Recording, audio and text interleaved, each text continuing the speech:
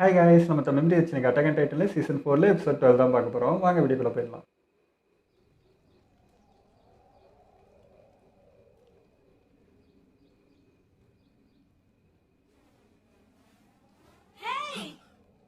Sorry sir, நீங்க அவகிட்ட எவ்வளவு வேணாலும் பேசிக்கலாம், ஆனா டச் மட்டும் பண்ண கூடாது. இல்ல, நீங்க நினைக்கிற மாதிரி எதுவும் இல்ல. நான் சும்மா நமக்கு தெரிஞ்ச டைட்டனோட மெமரிஸ் டச் மூலமா ட்ரான்ஸ்ஃபர் ஆகணும்னு நான் கேள்விப்பட்டேன். அதான் ட்ரை பண்ணேன். அதான் நான் கொஞ்சம் ட்ரை பண்ணி பார்த்தேனே தவிர சத்தியமா சொல்றேன் வேற எதுவும் முயற்சி பண்ணல. இது மூலமா நமக்கு ஏதாவது தகவல் கிடைக்குமாங்கிறத கண்டுபிடிக்க பண்ண வேற பண்ணும் இல்ல. நீ அப்படிதான் யோசிப்ப, ஏன்னா அது உன் வயசு. உனக்கு தைரியம் இருந்தா இதுக்கப்புறமா ஆனிய பத்தி தெரிஞ்சுக்க முடியுமான்னு தெரியல. ஓகே, என்ன மன்னிச்சிருங்க ப்ளீஸ். நான் இங்க வரதை மட்டும் தடுத்துறாதீங்க. நான் அப்படிலாம் யோசிக்கல. எப்பயுமே ஆனி கிட்ட நான் மட்டும் பேசிட்டு இருந்தா அவங்களுக்கு போர் அடிக்கும் இல்லையா? அவங்களுக்கு பாதுகாப்பா? எனக்கு இது ஒண்ணு மட்டும் தான் புரிய மாட்டேங்குது. அவங்க எப்படி இப்படி சும்மா தூங்கிட்டு இவ்ளோ பாப்புலர் ஆனாங்க? ஒரு வழியா நீ ஆசைப்பட்ட மாதிரி உன் கிரஷ் போய் பார்த்துட்டு வந்துட்டேன். ஆனா கடைசி 2 நாள் யோசனை என்னன்னு உனக்கு தெரியுமா? இல்ல, இத படி. ராணுவம் சக்தியை தவறாக பயன்படுத்துகிறது. இதற்கு எதிர்ப்பு தெரிவிக்கும் ஏரநேகர். அது எப்படி நியூஸ் மக்களுக்கு ராணுவத்தின் மீது நம்பிக்கை குறைகிறது. ஆனா நம்ம மிலிட்டரி மக்களுக்கு இன்னும் முறையா எந்த ஒரு பதிலுமே சொல்லவே இல்ல. அப்படின்னா ஜீக்கோட இந்த திட்டத்தை கண்டிப்பா நிறுத்த சொல்லி மக்கள் போராடுவாங்கன்னு எனக்கு தோணுது. ஏகனை தாண்டி எல்லையில யாராலையும் காப்பாற்ற முடியாது. ஆமா, அவரை யாராலையும் காப்பாற்ற முடியாது. எரன் ஏகருக்கு புது எல்டிஎன் எம்பரர் தேவை. யாராலையும் காப்பாற்ற முடியாது. என்ன இதெல்லாம்? யாரும் சப்போர்ட் இவ்வளோ பேரா? நம்ம மிலிட்டரி பேஸ்லயே இவ்ளோ பெரிய போராட்டம் நடக்குது. ஏய் ஹேஜ், என்ன அங்க பார்த்துட்டு நிக்கிறா? வந்துட்டான்டா வேலை கொடுக்கிறதுக்கு. நீ ஆர்மன், மிகாசா, நீ எங்க போயிட்ட? உனக்காக தான் ரொம்ப நேரமா காத்துக்கிட்டு இருந்தேன். சரி, நமக்கு கிடைச்ச நேரத்தை நம்ம சாதகமா யூஸ் பண்ணிக்கணும். வா போலாம். ஐயோ, இவங்கெல்லாம் இன்னொரு ஸ்கவுட்ஸை சேர்ந்தவங்க. இவங்கெல்லாம் இங்க என்ன பண்ணிட்டு இருக்காங்கன்னு உனக்கு தெரியுமா?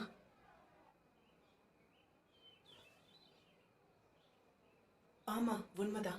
இன்னைக்கு வெளியே எரின பார்க்க போறேன். அவ இந்த மாதிரி ஒளிஞ்சிருக்கிறது தப்புன்னு நான் ஒத்துக்கிறேன். இங்க வந்த நிறைய வாலண்டியர்ஸ் எரினதா ட்ரெயினரா வேணும்னு கேக்குறாங்க. நீ எப்போ அவன் பக்கம் தானே பேசுவ? இதுல உங்க 2 பேர் தப்புமே இல்ல. இப்ப இருக்கிற உலகம் உங்களுக்கு வேணும்னு நினைச்சா நாம இதுக்கு மேலேயும் வெயிட் பண்ணாம சீக்கிரமா ஒரு முடிவை எடுக்கலாம். நேரத்தை கடத்த வேண்டாம். எரின் அன்னைக்கு சொன்ன விஷயம் இப்போ இன்னைக்கு வரைக்கும் நடந்துகிட்டு இருக்கு. உண்மைதான். மார்லி தனியாளா இருந்து எரன் அட்டாக் பண்ண முடியும்னு சொல்றேன். அதை தடுக்கத்தான் இப்ப நம்ம மிலிட்டரி ஆக்ஷன் எடுத்துக்கிட்டு இருக்கு. அது உங்க முடிவு, நான் தலையிட மாட்டேன் எப்பவுமே. இதுக்கப்புறமாவது நம்ம மிலிட்டரி ஆபத்தை நோக்கி போகாம இருக்கணும்னு தான் இதை சொன்னேன். இதெல்லாம் அவன் சொல்ல சொன்னானா? நான் இதை மறைக்கிறதுக்கு பின்னாடி ஒரு காரணம் இருக்குன்னு சொல்ல சொன்னானா? அவங்க போடுற மிகப்பெரிய சதியோட முதல் படி இதுதான் சொன்னானா? அப்ப அந்த காரணத்தை மார்லெஸ் நல்லதுக்காக நீங்க அதை கேட்க தயாரா? இந்த காரணத்துக்காக தான் நீங்க இன்னும் பப்ளிக் மீட்டிங்ல வாயை திறக்கலன்னு எனக்கு தெரியும். நீயே அவனை நம்ப ஆரம்பிச்சிட்டேன்னு தெரியுது. அப்படி மாட்டேன். ஆபத்து இல்லாத முயற்சி வெற்றி அடையாது. இதெல்லாம் ஜீக் பிளான கெடுக்கிறதுக்காக எரின் பண்ற சூழ்ச்சி. அதை புரிஞ்சுக்க. எதை இப்ப நீங்க சூழ்ச்சின்னு சொல்லிட்டு இருக்கீங்க? உங்ககிட்ட ஒண்ணு மட்டும் சொல்ல விரும்புறேன். நாம என்ன பண்றோம்னு எனக்கு நல்லாவே தெரியும். அந்த டவுட் தான் எனக்கும்.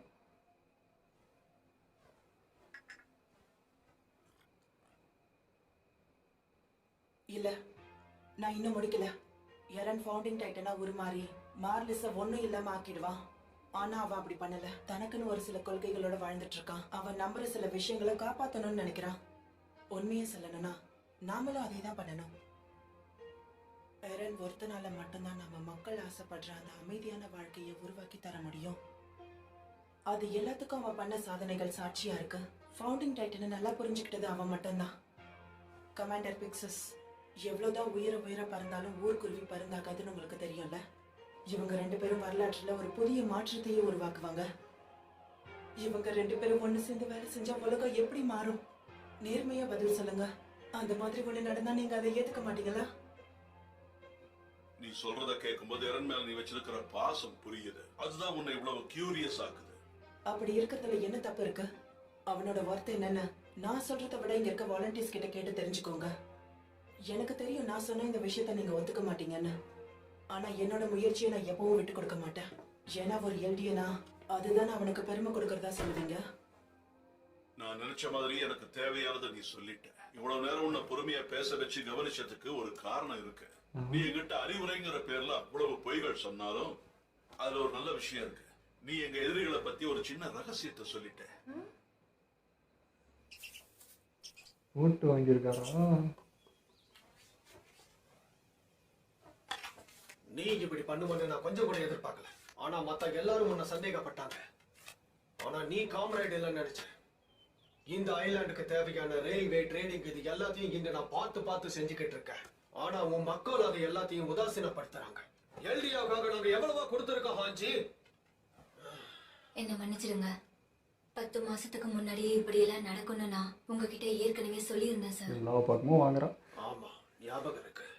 இதே மாதிரி அவங்க எதிர்ப்பு காமிச்சுக்கிட்டே இருந்தா எல்டியனோட எதிர்காலம். ஹாஞ்சி, நீ என்ன பண்ணிக்கிட்டு இருக்க? முடியலடா அவனால. எல்லாரும் திட்டினான். எல்லாம் சீக்கிரட்டா பார்க்க போறாளா? உண்மையாவ சொல்றேன். என்ன நீ நம்பலாம். உன்னை நான் எப்பவும் ஏமாத்த மாட்டேன். எனக்கு ஏதாவது தகவல் கிடைச்சா நான் உனக்கு சொல்றேன். I promise. சரி, உன்னோட சின்சியர்ல நான் அடிக்கடி சர்ப்ரைஸ் பண்றேன். நானும் உனக்கு சின்சியரா இருப்பேன். அப்படின்னு அதுக்கு அர்த்தம்? அப்போ உன் ஆண்டி உன்னை பத்தி சொன்னது எல்லாமே உண்மைதானா? நல்ல வழியிற அடுத்த தடவை எதிரில் இருக்கிறது யாருன்னு தெரிஞ்சுட்டு வார்த்தையை விடு. இல்ல, நான் அந்த அர்த்தத்துல ஒண்ணும் சொல்லல. நாம இப்ப வந்த விஷயத்த பேசலாமா? இப்ப வரைக்கும் எலனாக்கு உங்களோட வாலண்டியர்ஸ் என்ன பண்றாங்கன்றது தெரியாது. தெரிஞ்சா அவ என்ன பண்ணுவான்னு நான் சொல்லி உனக்கு தெரிய வேண்டிய அவசியம் இல்ல. உனக்கு எதிர்காலமே இல்லாம போயிடும். ஹெலனாவை பத்தி எனக்கு ரொம்ப நல்லா தெரியும். வாலண்டியர் விஷயத்துல இப்ப மூக்க நுழைக்கிறான். அவளுக்கு இப்போ சந்தேகம் வந்துருச்சு. சோ முதல்ல நாம அதை தான் சரி பண்ணணும். அப்படி இல்லைன்னா எலனா அவ நேர்மையை காப்பாத்த எல்லா உண்மையும் ஜீ கிட்ட சொல்லுவா. என் கை கரை படிஞ்சிருச்சுன்னு சொல்லுவா. நடு ராத்திரியில மார்லியர்ஸ் நிறைய பேர் செத்து கிடக்குறாங்கன்னு, ஒருத்தர் மாத்தி ஒருத்தர் இங்க சுரண்டுறாங்கன்னு சொன்னா, இந்த இழப்புல இருந்து மீண்டு வந்தாலும் என் சொந்த ஊரோட வாசம் இப்போ என்னை இழுத்துக்கிட்டே தான் இருக்கு. அது கூட சரிதான். மார்லின்ஸ்க்கு எதிராக எலினா இங்க ஏற்கனவே ஆர்கியூ பண்ணிருக்கா. அதனால மார்லின் பிரச்சனை வேலையை கொடுத்து ஒதுக்கிட்டாங்க. அப்படின்னா எலனா எல்டியனை வாயை பழக்க வச்சதுக்கான காரணம் அவ ஏன் மாறி இருக்க கூடாது? ரைட். உடனே நீ என் கூட வா யாங் கப்புன். எனக்கு உன் உதவி தேவை. இப்போ நம்ம கமாண்டர் என்ன போட்டு வாங்கினாரா? எல்லா இடத்துலயும் ஹாஞ்சிக்கு காது இருக்கிறதா கேள்விப்பட்டேன். ஆமா, கமாண்டருக்கு இதை பத்தி நீங்க தான் பேசி புரிய வைக்கணும் சார். எனக்கு புரியுது. கமாண்டரோட பர்மிஷன் இல்லாம வாலண்டியர் விஷயத்துல என்னால ஒண்ணும் பண்ண முடியாது. ஆனா உங்க 2 பேரை மட்டும் எரன் மீட் பண்ண அலோவ் பண்ண கூடாதுன்னு சொல்லியிருக்காரு. இது வேறையா? எதுக்காக சார்? எரன் ரொம்ப சீக்கிரட்டா வாலண்டியர்ஸ் கிட்ட கம்யூனிகேட் பண்றதா எங்களுக்கு நியூஸ் வந்திருக்கு.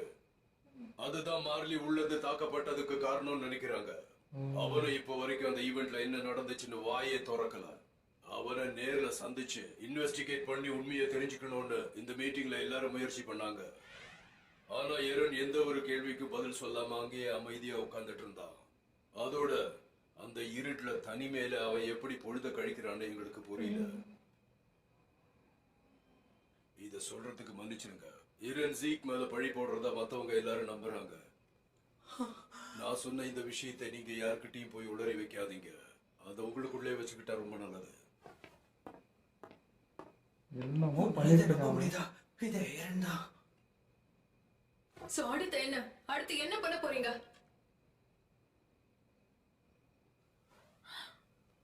இதுவா? ஓ, பயப்படாத. ஸ்டோர்ல ரொம்ப நாள் சும்மா கிடந்துச்சு. அதான் சரி பண்ணலாம்னு வெளியே எடுத்து வச்சேன். வெளிப்படையா பேசுங்க சார். நீங்க சொல்றதை நம்புறதுக்கு நாங்க குழந்தைங்க இல்ல. எங்களை அவரை பார்க்க அனுமதிச்சீங்கன்னா நாங்களே என்னன்னு உண்மையை கேட்டு தெரிஞ்சுக்குவோம். நிச்சயம் அவர் எந்த உண்மையும் சொல்ல மாட்டாருன்னு எங்களுக்கு தெரியும். ஆனா எங்களுக்கு ஒரு வாய்ப்பு மட்டும் கொடுத்து பாருங்களேன். இப்போ இது ரொம்ப தீவிரமா மாறிக்கிட்டே வருது. நீங்க இப்ப இங்க இருந்து கிளம்பலாம்.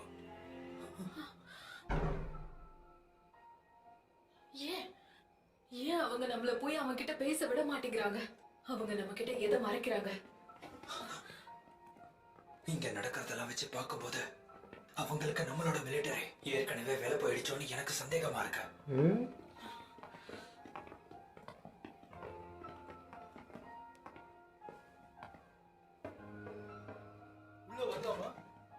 எனக்கு தெரிஞ்சு இவங்க தான் அவங்க தேடிக்கிட்டு இருக்கிற கேண்டிடேட்ஸா இருக்கணும்.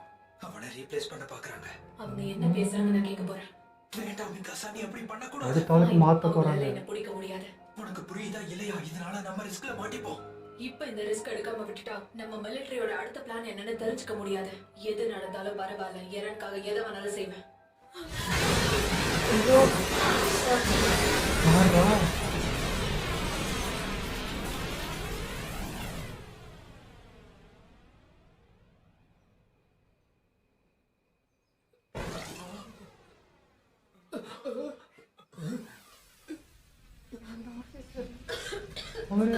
Norman, உனக்கு ஒண்ணும் ஆகல? ஒரு ரூம்குள்ள போனா அவங்க பண்ண வேலையா?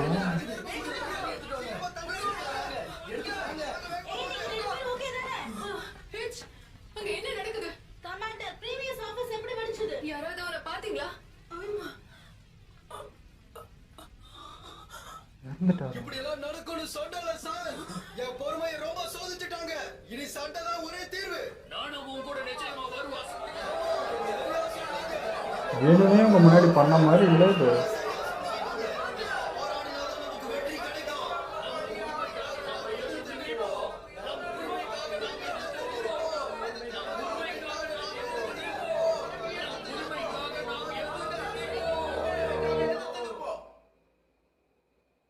பிரமேயர் ஜாக்கரை ரூம்ல வைக்க தனக்கு ஒரு சேரை கொண்டு வந்தாரு. எனக்கு தெரிஞ்சு அவரை கொல்றதுக்கு அதுலதான் பாம்பு ஃபிக்ஸ் பண்ணி இருக்கணும். நடந்த அந்த பயங்கர குண்டு வெடிப்பால நம்மளோட 3 சோல்ஜர்ஸ் இறந்திருக்காங்க. இது யாருன்னு கண்டுபிடிக்க சொன்ன காரணம் சொல்லிக்கிட்டு இருக்கீங்க? எல்லா வாலண்டியர்ஸும் நம்ம ஹவுஸ் அரெஸ்ட் பண்ணி வச்சிருக்கோம் சார். நியான் கப்புன்னு அவங்கள தொடர்ந்து வாட்ச் பண்ணிட்டே இருக்கான் சார். பொறுப்புல இருக்கிற நான் தான் மத்தவங்களுக்கு பதில் சொல்லி ஆகணும், புரியுதுல்ல? அவர் சாகிறதுக்கு முன்னாடி பிரீமியர் ஜாக்கரி ரூம்குள்ள புதுசா ஜாயின் ஆன சில பேர் போறத நான் பார்த்தேன். அவங்க எல்லாம் எங்க இருந்து வந்தாங்கன்னு தெரியுமா? அத பத்தி அவர் எங்ககிட்ட எதுவும் சொல்லல சார். ஆனா நானும் மிகாசாவும் அவர் பேசினதை வச்சு ஒரு விஷயத்த கண்டுபிடிச்சோம் சார். அவங்க ஏரனை வச்சு ஏதோ பெருசா பிளான் பண்ணிக்கிட்டு இருக்காங்க. அந்த ஸ்கவுட்ஸ் தான் பார்க்க அலோ பண்றாங்க. இங்க நடக்கிறத யாரோ வெளியில சொல்றாங்க.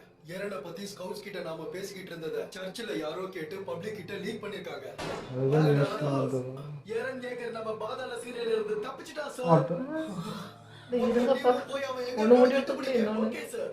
வேகமா, நம்ம கிட்ட நேரம் கிடையாது. இப்ப எதுக்காக அவன் வெளியில போகணும்? எனக்கு ஹெரன் மேலே இப்போ டவுட் வருது.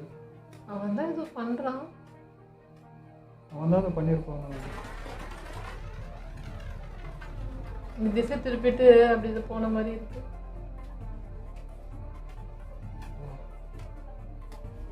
ஆளே வேற மாதிரி.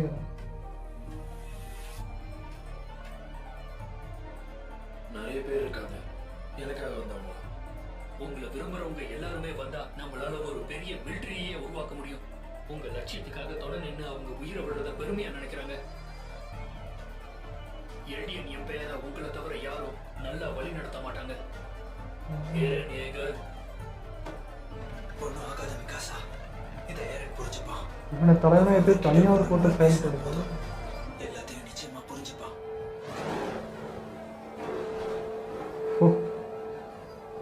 அந்த ஜீக் எங்க இருந்தாலும் தூக்கிட்டு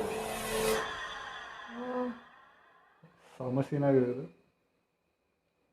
பிரிசனை சுத்தி அவ்வளவு பாதுகாப்பையும் தாண்டி போயிருக்கான். 100 காட்ஸ் அண்ட் சோல்ஜர்ஸ் கண்ணுல மண்ணை தூவி இருக்கான்.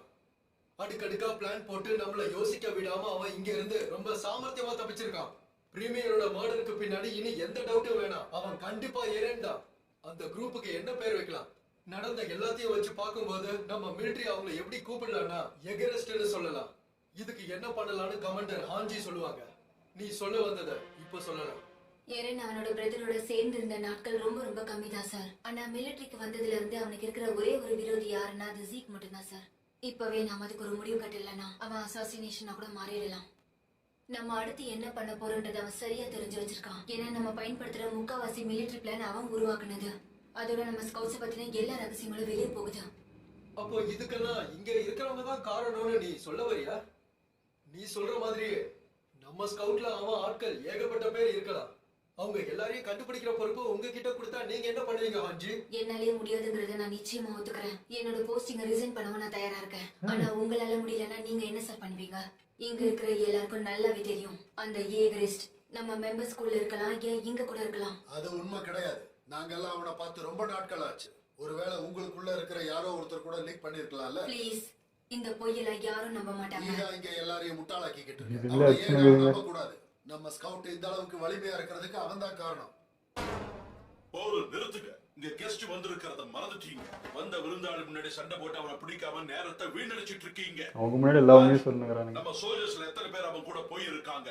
கேப்டன் லீவைஸ், அப்புறம் எக்ஸ்கார்டியன், அதோட எஸ்கார்ட சேர்ந்த 30 பேர். அவங்கள இன்னும் 3 பேர் எங்க இருந்து வந்தாங்கன்னு தெரியல. நான் கலெக்ட் பண்ண இன்ஃபர்மேஷன் இவ்வளவுதான் சார். அந்த 3 பேர் யாருங்கறத கண்டுபிடிங்க. நாயர், ராணி இங்க வந்திருக்கிற விஷயம் சேஃபா தானே இருக்கு? இந்த லொகேஷனை பத்தி யாருக்குமே தெரியாது சார். ஆனா நாங்க எதுக்கும் தயாரா இருக்கோம் சார். எல்லாரும் நல்லா கவனிங்க. அவன் மட்டும் ஜீக்க சந்திச்சுட்டான்னா இதுவரைக்கும் நம்ம செஞ்சதெல்லாம் வீணா போயிடும். அதனால என்ன வேலை கொடுத்தாலும் சரி அவங்க 2 பேரையும் நம்ம சந்திக்க விடக்கூடாது. Yes sir. Excuse me sir. இங்க நீங்க தான் சீனியர் கமாண்டர். அந்த அசாசினேஷனை பார்த்து நாங்க யாரும் பயப்பட போறதில்ல சார். நீங்களே லீட் பண்ணுங்க. அவன் அடுத்து என்ன பண்ண போறாங்கிற விஷயம் உங்களுக்கே நல்லா தெரியும். பேச்சாலேயே நீ என்ன ஜெயிச்சுட்டப்போ உன் எண்ணத்துக்கு நான் தலை வணங்குறேன். நம்ம கிட்ட இருக்கிற ரேங்க் மூலமா எனிமீஸ் அழிக்கிறது ஒண்ணும் பெரிய விஷயம் கிடையாது. நம்ம எப்படியோ ஒரு விதத்துல எல்லா எனிமீஸ் அழிச்சிட்டாலும் கூட யோசிச்சு பாருங்க, நாம அதுக்காக எவ்வளவு ரத்தம் சிந்தி இருக்க போறோம்னு. இதெல்லாம் செஞ்சு நம்ம எண்ணிக்கையை நாமே குறைச்சிட கூடாது. லீடர்ஸ் ஆன நாங்க இந்த முடிவு எடுத்தனால தான் சோல்ஜர்ஸ் நம்மள போன பேட்டில்ல தவிக்க விட்டாங்க. அதனாலதான் நம்ம போன பேட்டில்ல தோல்வி அடைஞ்சோம். ஆனா சார், பிரீமியரை கொண்டவங்க முன்னாடி நம்ம தலை வணங்கி தான் போகணும்னு சொல்ல வரீங்களா நீங்க? எனக்கு ஜாக்கரிய பல வருஷங்களா தெரியும். அவன் தான் வாழ்நாள் முழுக்க ஒரு புரட்சிக்காரனா தான் வாழணும்னு முடிவு பண்ணி வச்சிருக்கான். எது எப்படி இருந்தாலும் நம்முடைய 4 சோல்ஜர்ஸ் கொல்லப்பட்டது எல்டிஎஸோட வீழ்ச்சிக்காக தான். அதுக்காக தான் தன்னோட உயிரை தியாகம் பண்ணியிருக்காங்க. அப்போ அதுக்கு பதிலா நீங்க ஜேகேஆர் பிரதர்ஸ் சந்திக்க வைக்க போறீங்களா? அப்படி முழுசா சொல்ல முடியாது. சீக்கிரம் லொகேஷனை யூஸ் பண்ணி நம்ம ஆரன் கிட்ட பேசுவோம். அது மூலமா அவனுக்கு எதிரிங்க இருக்காங்கிறத நம்ம தெரியப்படுத்துவோம். நம்ம அமைதியை திரும்ப உருவாக்கிட்டோம் அப்படின்னா முன்ன இருந்த மாதிரி எல்டிஎஸோட வாழ்க்கை ரம்பிளிங்ல ரொம்ப அற்புதமாக இருக்கும். என்ன ஆனாலும் சரி, அவங்க நம்ம லீடர் பிரீமியரை கொன்னதை நம்ம ஞாபகத்துல வச்சிருக்கணும். அதை மட்டும் மறக்கவே கூடாது. நம்ம 100,000 சோல்ஜர்ஸ் நாம காப்பாற்றுறதுக்கு கொடுத்த வேலை அப்படிங்கறது நமக்கு ஞாபகம் இருக்கணும். நாம திரும்ப அடிப்போம். நம்ம நிறைய பேசியாச்சு, இப்ப போய் வேலையை பாருங்க. புது புது பேரா சொல்றாங்க எல்லாம். என்ன மன்னிச்சிடுங்க அசிமா பீட்டோ, உங்க முன்னாடி நான் அப்படி நடந்துகிட்டதுக்கு. பிரச்சனை இல்ல, எல்லா நேஷனும் இதை சந்திச்சுதான் ஆகணும். இனி எனக்கு உறுத்தலா இருக்கிற விஷயம் உங்களுக்கு என்னால சேஃப்டி கொடுக்க முடியலங்கிறது தான். நாம இந்த விஷயம் நல்லபடியா முடியற வரைக்கும் நீங்க போர்ட்லயே இருக்கும்படி நான் கேட்டுக்கிறேன். சரி, இது எல்லாமே நல்லபடியா முடியற வரைக்கும் நாங்களும் உங்க கூட துணையா இருப்போம். எல்டியோட வெற்றிக்கும் தான். லேடி மிகாசா, ப்ளீஸ், இங்க ஒரு வேலை நிலைமை மோசமாச்சுன்னா எப்படியாவது என் ஷிப்புக்கு போய் எஸ்கேப் ஆயிட. நீங்க இவ்வளவு விஷயங்கள் அக்கறையா மேல சொல்றது எனக்கு சந்தோஷமா இருக்கு. நீங்க சொன்ன மாதிரி தான் நானும் ஒரு எல்டியனா தான் ஃபீல் பண்றேன். நான் பிறந்த வளர்ந்த இந்த இடத்துக்காக நானும் ஒரு வீரனா சண்டை போட விரும்புறேன். சோ ப்ளீஸ், நீங்க என்னை பத்தி கவலைப்படாதீங்க. நீ என்ன பேசிக்கிட்டு இருக்க? நாம அந்த கடலை தாண்டி இந்த இடத்துக்கு வந்ததுக்கு காரணமே நீதான். நீங்க எங்களோட ரிசோர்ஸ்க்காக தான் வந்திருக்கீங்க. ரொம்ப நாளைக்கு உங்க ட்ரேடிங் இங்க நீடிக்காது. இந்த நேஷனை யார் லீட் பண்றாங்கன்றது உங்களுக்கு கவலையே இல்ல. நீங்க இதை ரம்பிளிங்காக மட்டும்தான் செய்யறீங்க, அப்படிதானே? அது உண்மை இல்ல. ஒருவேளை ரம்பிளிங்கோட பவர் மட்டும் நீடிக்காம ஆயிடுச்சுன்னா இஸ்ரோ எங்க எல்லாரையும் கண்டிப்பா மோசமான நிலைமைக்கு ஆளாக்கிடுவான். அப்புறம் நான் போட்ட இன்வெஸ்ட்மெண்ட்க்கு அர்த்தம் இல்லாம போயிடும். அசுமா பீட்டஸோட வருகையால நிறைய பேர் இறந்துருவாங்க. அத பத்தி என்கிட்ட மறைக்காம எல்லாத்தையும் சொல்லுங்க. அசுமா பீட்டஸ சாகடிக்க வேண்டிய கட்டாயம். ஏன்னா நாங்க இக்கட்டான சூழ்நிலையில இருந்தப்ப அதை பயன்படுத்திக்கிட்டு அவன் உள்ள வந்து நிறைய மாற்றங்களை பண்ண ஆரம்பிச்சான். கடைசியா அவன் பணம் பறிக்க வந்த பேயின்னு தெரிஞ்சுக்கிட்டோம். இதுக்கு மேல உன்னை நான் இங்க இருந்து சாக விட மாட்டேன். இதை உங்க அம்மா உன்கிட்ட ஒப்படைச்சதுக்கான காரணம் உனக்கு தெரியாம இருக்கலாம், ஆனா எனக்கு தெரியும். உனக்கும் நம்ம இடத்துக்கும் சம்பந்தம் இருக்கு. நீ நிச்சயமா அதை பாதுகாக்க வருவ. உதவியா இருக்குமான்னு தெரியல. எல்லாரும் சேர்ந்து தானே இந்த முடிவு எடுத்தோம். அப்புறம் யோசிக்கிறேன். சரி, அப்ப நீ என்ன நினைக்கிற சொல்லு. மக்களுக்கும் ஏகரிஸ்ட் தான் இதை பண்ணிருப்பாங்கன்ற சந்தேகம் வந்துருச்சு. ஆனா நீ என்ன நினைக்கிறன்னு நான் தெரிஞ்சுக்க விரும்புறேன். சொல்ல விருப்பம் இருக்கா? அங்க யாரும் அவரை ஒரு மாதிரி ஒண்ணும் கொல்லல. அங்க பாம்பு வச்சு பிளாஸ்ட் பண்ணிருக்காங்க. இந்த விளக்கம் போதும்னு நினைக்கிறேன். போதும். கமாண்டர் பிக்ஸ் இறந்து போயிட்டாரு. அத பத்தி யோசிச்சுட்டு நம்மளோட வேலையை நம்ம மறந்துடக்கூடாது. நீ அப்படி என்னதான் பிளான் வச்சிருக்க? ஏரனையும் சீக்கையும் சந்திக்க வைக்கிறதுல அப்படி என்னதான் உங்களுக்கு ஆர்வம்னு எனக்கு தெரியலையே. அப்படின்னா இதுதான் உங்களோட பயமா? ஜீக்குக்கும் எல்லனுக்கும் தான் அடுத்து என்ன நடக்க போகுதுன்றத பத்தி நல்லாவே தெரியும். பிளான் அவங்க கிட்டதான் இருக்கு. இது நம்ம வேடிக்கை பாக்குறதுக்கு பதிலா என்ன பண்றதுன்னு நம்ம யோசிக்காம இடத்துக்கு ஏத்த மாதிரி யோசிச்சா நம்ம மூவ் ஆகலாம். நம்ம மொத்த ஃபோக்கஸும் ஜீக்கோட அடுத்த பிளான் என்னங்கிறத தெரிஞ்சுக்கிறது மட்டும்தான். இதை கண்டுபிடிக்கிறதுக்கு நமக்கு பெரிய ஃபோர்ஸே தேவைப்படலாம். இந்த பிரச்சனை எல்லாத்தையும் சீக்கிரமா ஒரு முடிவுக்கு கொண்டு வந்துட்டு நான் இங்க இருந்து ரிலீவ் ஆக போறேன். நிச்சயம் நீ ரிலீவ் ஆகணுமா? எலினா இதை செக்யூரா பண்ணதை நான் நோட்டீஸ் பண்ணிருக்கேன். மார்லிஸ் பிரசிடன்ஸ் அவளுக்காக இங்க நிறைய பேர் இருக்காங்க. சிம்பிளா சொல்லணும்னா நமக்கு இனி ஓய்வே இல்ல. இந்த வீடு ரொம்ப பெருசா இருக்கு. இந்த மாதிரி ஒரு இடத்தை நான் பார்த்ததே இல்ல. நானும் தான். இந்த இடத்துக்கு வராங்க. அதிர்ஷ்டமான நாள். அப்படின்னா பெரிய டைனிங்ல நம்ம ஒண்ணா உட்கார்ந்து சாப்பிடலாமா? கலவரம் ஆரம்பிக்குது திரும்ப. Soldiers, யாரையோ தீவிரமா தேடுறாங்க போல. இன்னைக்கு எபிசோடு பயங்கர குழப்பமா இருந்ததுங்க. புது புது டீம் பேராக சொன்னுக்கிறாங்க, என்னென்னமோ நடந்துச்சு, எல்லாமே புது புதுசாக சொல்கிறாங்களா, அதனால கொஞ்சம் குழப்பமாயிடுச்சு. பட் எரன் சைடே இப்போ 2 தரப்பில் இருக்கிறாங்கன்றது மட்டும் புரிஞ்சது. ஒன்று, அவன் வழியில் போகக்கூடாது, நீங்கள் அரசாங்கம் சிலது வேலை செய்யுது. அவனை ஏற்றுக்கிட்டு மக்களும் சில பேர் வந்து அவன் வழி தான் கரெக்டுன்னு சொல்கிறாங்க. ஆர்மிஸும் சில பேர் வந்து எரனை தலைவனாக ஏற்றுக்கிட்டு அவன் சொல்கிறபடி கேட்டுறதுக்கும் இப்போ ரெடியாக இருக்கிறாங்க போல இது. ஆனால் எரன் மேலேயே எனக்கு டவுட் வருது. இப்போ இங்கே நடந்த பாம்பு பிளாஸ்ட்டுக்கு அவனும் சம்மந்தப்பட்டிருப்பானோன்ற மாதிரி ஒரு ஃபீல் இருக்குது. இது யூஸ் பண்ணிவிட்டு இங்கே ஒரு டிஸ்ட்ராக்ஷன் யூஸ் பண்ணி தப்பிக்கிறதுக்கு இது பண்ணானா, இல்லை இது ஜீக்கோட வேலையா, இது எப்படி எடுத்துக்குதுன்னே தெரில. இவன் ஜீக்கை நோக்கி போகிறான் அப்படின்றப்போ எனக்கு என்ன தோணுதுன்னா, ஜீக்கை கொல்ல மாட்டேன். ஏன்னா ஜீக்கும் இவனும் இருந்தால் தான் அந்த பிளான் நிறைவேறும். அவனை கொண்டுட்டா அதுக்கப்புறம் அது மாற்ற முடியாது, வேலையும் இல்லை. அந்த பவர் இருந்தால் தான் அவன் தொட்டுக்கிட்டே இருந்தால் தான் பாண்டிடேட்னு யூஸ் பண்ண முடியும். ஆனால் இப்போ அங்கே போனால் லிவே இருக்காது. லிவேயை தாண்டி தான் ஜீக்கிட்ட போக முடியும். அதுக்கு தான் அங்கே அவர் கட்டுப்பாட்டில் வச்சுருக்காங்க. இப்போ எரன் போய் இப்போ லிவேயே போய் எதிர்க்க போகிறானோ அப்படின்ற மாதிரி தான் எனக்கு டவுட் ஆகுது. பயங்கர கலவரம் ஆக போகுதுன்றது மட்டும் புரியுது. ஆக்சுவலாக எனக்கு எரன் கேரக்டர் ஒவ்வொரு எபிசோடு பார்க்க ஆச்சரியமா இருக்கு. எப்படி இந்த பையன் இப்போ தனியாக பிளான் போடுறான், தானே முடிவு எடுத்து, தானே ஒரு டீம் சேர்த்து, தனியாக எல்லாத்தையும் முடிச்சுக்கிறேன், யாரையும் இன்வால்வ் பண்ணாமல் பண்ணலாம் அப்படின்னு தன்னைத்தானே ஒன்று அந்த விஷயத்துக்காக கொடுத்து பண்ணிக்கிற மாதிரி எனக்கு ஃபீல் ஆகுது. அது எப்போ அந்த எரன் பார்க்கவே எனக்கு ஒவ்வொரு இதுவும் ஆச்சரியமா இருக்கு. அதான் இங்கே இருக்க சில பேர் வந்து அரசாங்கத்தை நம்பிட்டு இருந்தால் வேலைக்கு ஆகாது, இறந்தா டக்குன்னு முடிவு இருக்கான், அவளி தான் கரெக்டுன்னு சொல்லிட்டு அவனை பின்பற்ற ஆரம்பிச்சிட்டாங்க பாரு. ஏன்னா அங்கே போய் பண்ணிட்டு வந்த சம்பவம் அது இவங்களுக்கு நம்பிக்கை வந்துச்சுன்னு தெரியல. அங்கேயே போயிட்டு இவன் பண்ணிட்டு வந்துட்டான்னா இவனால் தான் அது பண்ண முடியும். இவங்களுக்கு நம்பினு இருந்தால் இப்படியே தான் இருக்கும். அதாவது இவங்க வேறு ஊருக்குள்ளே டீல் வச்சுக்கிறாங்க, பண்ணுறாங்க, இது எதுவுமே இவங்களுக்கு பிடிக்கல போல இருக்குது. அதனால உள்ளே ஒரு கலவரம் ஆகுது. ஸோ இது எல்லாத்துக்கும் நம்ம இறந்தா இப்போ கரெக்டாக இருப்பான்ட்டு அந்த முடிவுக்கு போயிட்ட மாதிரி ஒரு ஃபீல் கொடுக்குது. இப்போ மிகாசா ஊர் அவங்க வந்தாங்க பாருங்கள், அவங்களுமே எனக்கு அந்த டவுட் இருந்துகிட்டே தான் இருந்தது. மிகாசா மேலே ஒன்றும் பாஸ் அப்படிலாம் இருக்கிற மாதிரி தெரியல. இங்கே இருக்கிற வளத்தை எடுத்துகிட்டு போனோம், அந்த ஒரு விஷயத்தை எடுத்துகிட்டு போனோன்றது மாதிரி தான் குறிக்கோளாகிற மாதிரி இருக்குது.